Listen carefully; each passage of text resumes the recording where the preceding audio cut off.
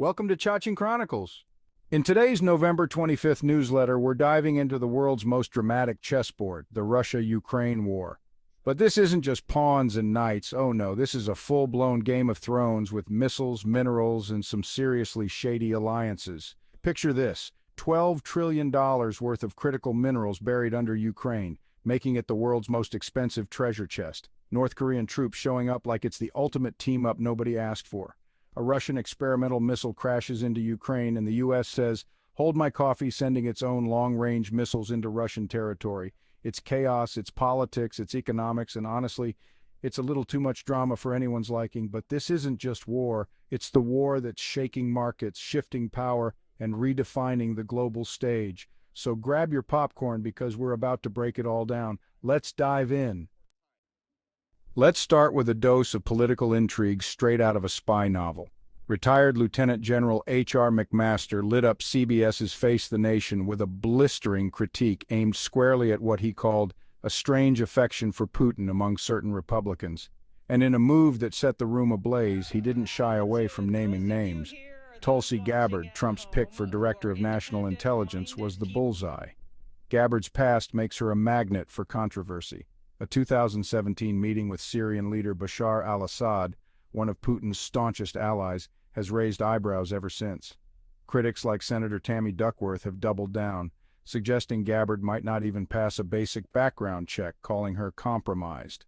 On the other side, Republican Senator Markwayne Mullin isn't buying it, labeling these accusations as overblown political theater.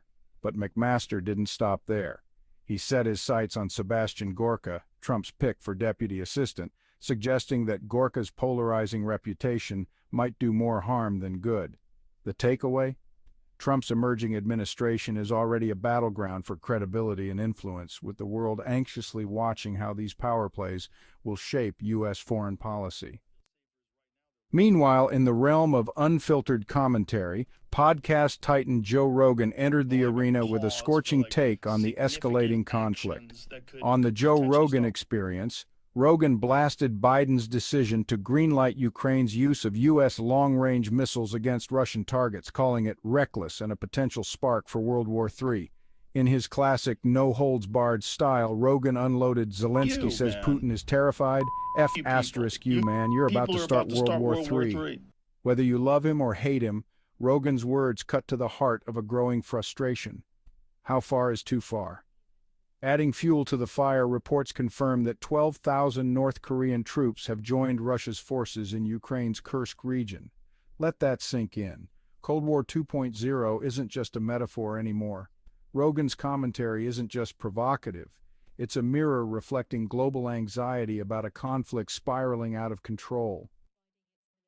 And just when you thought the stakes couldn't get higher, Russia rolled out its latest weapon, the Oreshnik. This experimental ballistic missile slammed into a factory in Dnipro, leaving behind a trail of charred remains and a chilling message.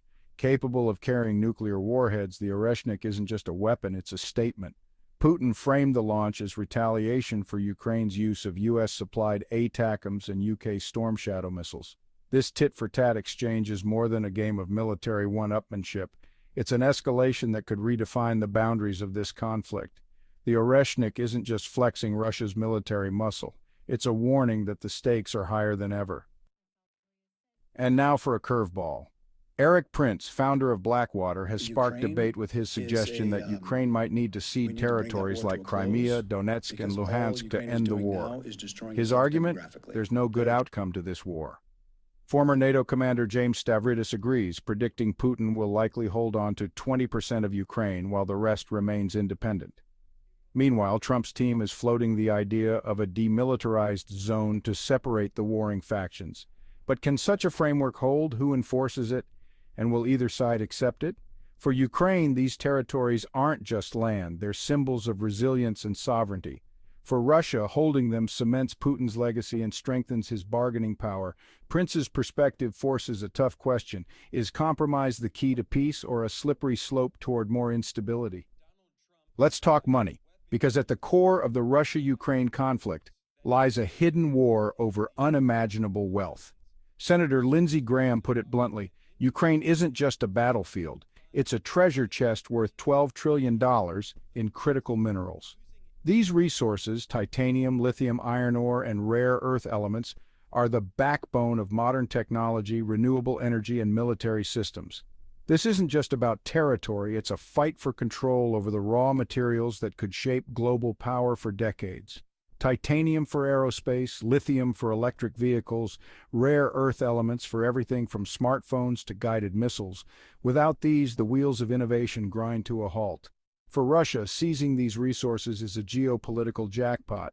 Imagine Putin controlling materials the world desperately needs, using them as leverage to dictate terms to the West. It's not just about economic dominance, it's a strategic nightmare for the US and NATO. For Ukraine, these minerals are more than just wealth. They're a symbol of independence and their ticket to becoming a global player. Losing them wouldn't just cripple their economy, it would strip them of their future as a sovereign, thriving nation.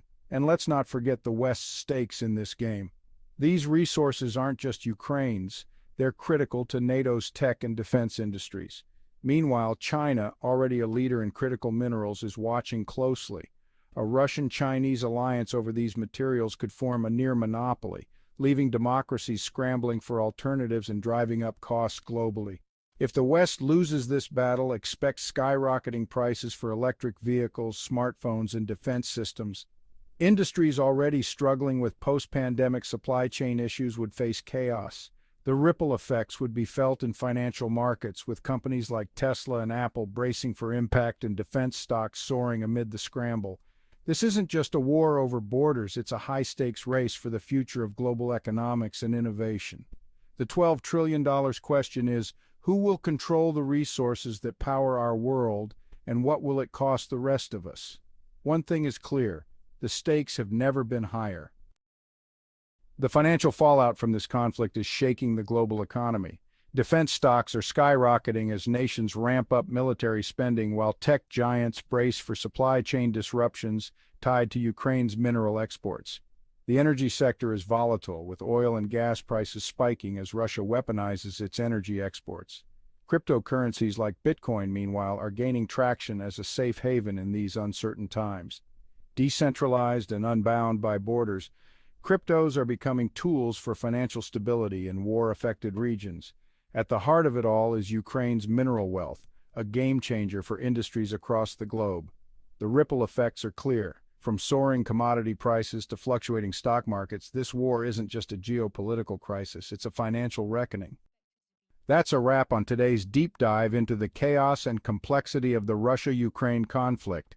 Do you think peace is still possible, or is the situation spiraling further? Is $12 trillion in resources the real reason behind this war, and how do you see it impacting the future of markets, crypto, and global trade?